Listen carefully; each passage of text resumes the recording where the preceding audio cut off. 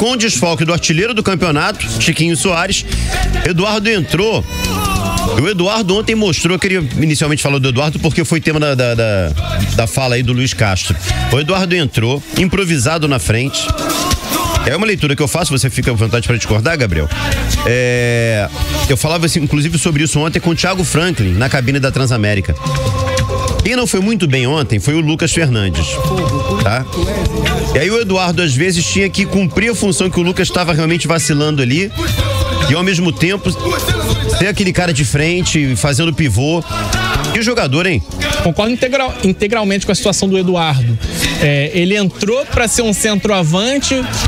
Tem alguns termos chatos do futebol, mas o falso 9 ontem é justamente aquilo que o Eduardo fez.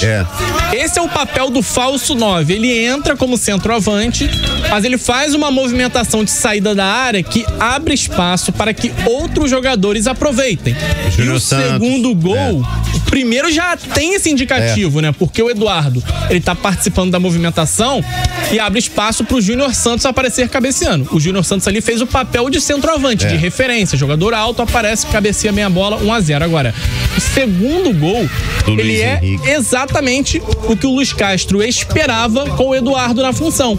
O Eduardo faz a movimentação fora da área. Chama a marcação e abre espaço. Esse é o primeiro ponto que não é tão fácil de enxergar. Você tá enxergando o jogo com bola e não percebe que ao sair da área, o Eduardo abre um corredor imenso, um buraco fenomenal na defesa do América. E o Luiz Henrique, que é o ponta, aparece fazendo a função de finalizador, graças a um passe também sensacional do Eduardo. O passe que desmonta a linha. Falamos então tem que quebrar linhas, é justamente dessa forma que você quebra linhas, com um passe sensacional e uma movimentação espetacular. E aí o Luiz Henrique manda a bola pro fundo da rede. Ou seja, o Eduardo, ele em tese seria o finalizador, em tese seria o cara do último toque, e ele participou o tempo inteiro do jogo como um meia de criação, posição que de fato ele é. E quando ele participava dessa forma, outros jogadores apareciam com maior espaço. O próprio Lucas Fernandes, eu até discordo com você do Lucas, eu gostei da partida do Lucas, achei a movimentação interessante, pode render até mais. O Lucas já comprovou que tem futebol para jogar mais do que jogou ontem, mas em alguns momentos ele aparecia para finalizar também, ou seja, porque o Eduardo vinha fazer o papel fora da área e abrir esse espaço. Eu fiquei esperando assim, o Luiz Castro ele vai sem o Tiquinho tentar o Júnior Santos. Ano passado, quando o Júnior Santos chega, ele faz o papel de centroavante em alguns momentos. Ou até, de repente, o Janderson, né, cara? Ou o Janderson, porque é da função. Eu ainda fiquei meio reticente com o Janderson, porque é muito novo, e o Luiz Castro falou sobre isso, tá muito cru ainda, vamos aos pouquinhos. Eu acho que tá certo, tem que lançar o garoto aos poucos.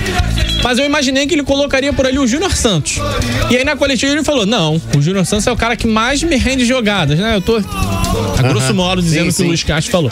O cara que mais me rende jogada, que acerta drible, que vai no fundo, eu não posso mexer nesse cara. E realmente é inteligente pensar dessa forma. E aí ele tentou o Eduardo, que é um jogador, um meia que entra bem na área, que finaliza bem. E o Eduardo cumpriu com muita maestria a função. A zaga do América ficou meio perdida, né? Ela não sabia quem marcar na referência. Em alguns momentos era o próprio Eduardo fazendo a referência, em outros momentos era o Júnior Santos entrando, o Luiz Henrique entrando, até o Lucas Fernandes aparecendo na função. Mais uma que a gente tem que dar o braço a torcer, que o Luiz Castro acertou, mandou muito bem nessa substituição e o Botafogo usufruiu muito da nova função do Eduardo.